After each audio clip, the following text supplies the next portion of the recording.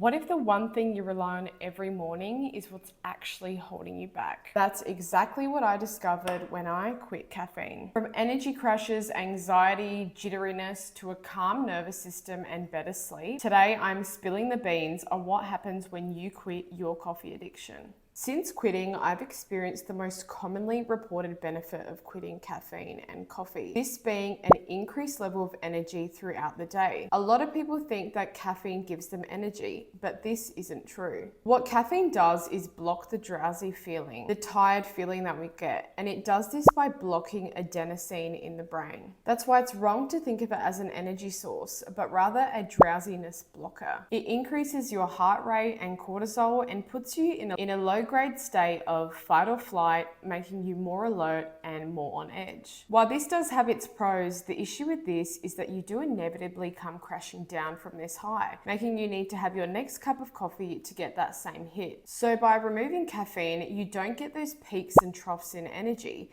and you do remain at a steady state of energy levels throughout the day. Now, let's get one thing straight. I did love coffee and I loved the taste, don't get me wrong.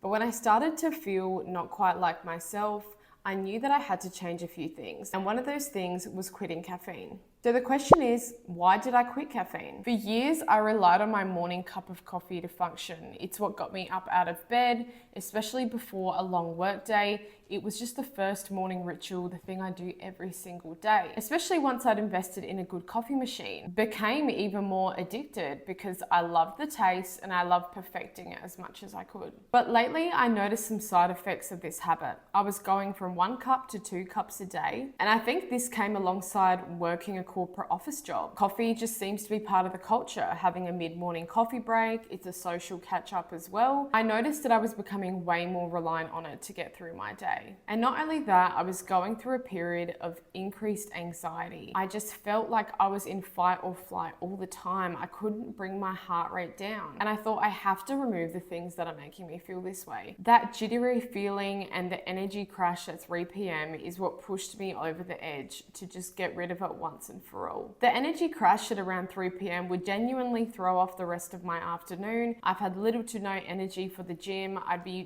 would lose all productivity at work after that lunchtime hour. I would just feel honestly super sleepy, like in a coma state. It was quite hard to explain, but if you know, you know. Coffee also gave me constant stomach issues, which I continued to ignore. It would often send me rushing to the toilet, along with a lot of other people I know struggle with this, to the point sometimes you'd be uncomfortable, even at work or when you're out, if you have a coffee and you know that it sends you to the toilet. I was also struggling to get to sleep. So I went from 2 coffees a day. I was having a double shot from an espresso machine. So 2 double shot coffees a day to none overnight. So how did it go? Here comes the withdrawal phase. I did not know how addicted I was. I was so reliant on this. I had been drinking coffee consistently for probably up to 10 years. And so the withdrawal symptoms hit hard and I did want to give up, but I knew long term it would be worth it. First 1 to 3 days, the headaches were horrible. I cannot even explain. They would not go away with Advil and Panadol. It was just a constant ache to the point I'd get a migraine. I was pretty low energy, felt really sluggish. I had brain fog, just didn't feel like myself. And although my aim of this was to reduce that anxious feeling, I actually had the worst anxiety during this period. It just absolutely peaked. And I think that's due to the withdrawal as well. I've heard that's commonly reported, and it disrupted my sleep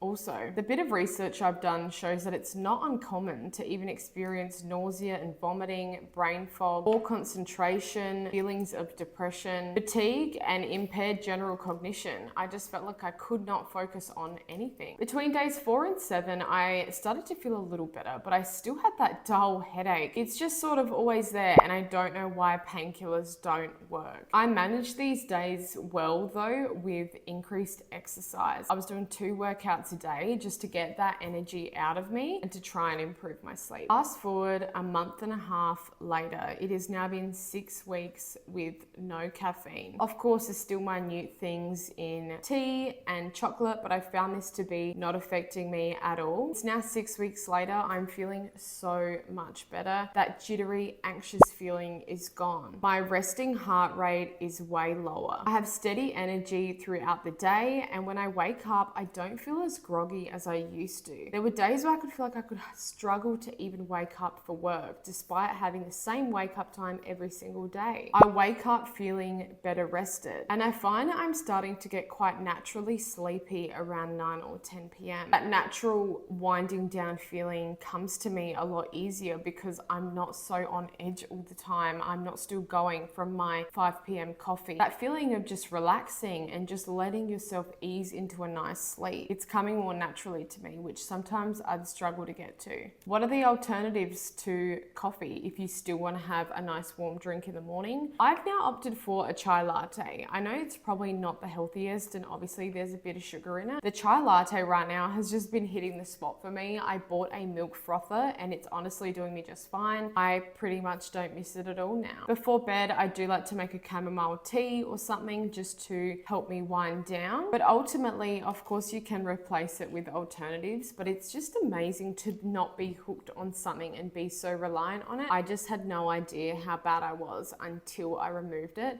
I thought it was normal to feel like that. I thought it was normal to get a headache by 10 a.m. if I hadn't had a coffee. My fiance, who I've lived with for a couple years now, actually doesn't drink coffee at all and never has. And he always used to say to me that it was crazy how much I relied on it. He couldn't imagine being like that with something. And now I finally get it. And honestly, there's a bit of social stigma. I don't know if it's an Australian thing. People are a bit weird about coffee in workplaces, even maybe just due to the amount of cafes and the popularity of that. But it is a bit weird when you tell people that you're off coffee and you've quit. People are like, why? They sort of think you're crazy. Ultimately, it's doing what's best for you and it doesn't really matter. So my tips for quitting caffeine, obviously I did it cold turkey. It's not for everyone. I was actually off work during this period, which probably made it easier. If I wasn't, I'd probably find it quite hard to go to work with a constant headache and a struggle to concentrate. So cold turkey obviously is an option. But secondly, tapering off your coffees. Going from 2 to 1 a day to then half a cup, maybe over a period of 2 weeks, would probably be a lot easier on the withdrawals. My next tip is to stay hydrated. You don't really realize how much liquid you're not taking in when you drink coffee all the time, and that habit can continue. Once I quit coffee, I started to become much more reliant on water and tea and other drinks throughout the day. My next tip is to find a replacement ritual, like a herbal tea or a chai latte. But ultimately, I find that getting that energy buzz from a morning workout is really good as well. I don't have time for this every morning, but it definitely helps. Number 4 is be patient with yourself. It does get easier over time. Those first couple days, you actually feel like you cannot do it, but you just need to keep pushing through. The mental clarity and just calmness that I feel now without that jittery feeling is just amazing, and I don't know if I can see myself ever going back. So that's my journey of quitting caffeine. It wasn't easy, but it was so worth it. If you've ever thought about cutting back on caffeine or already have, comment below your experiences and let me know how you go. If you like this video, don't forget to subscribe. And if you want to see any more videos from me, I do lifestyle and finance content. I'll see you in the next one. Bye.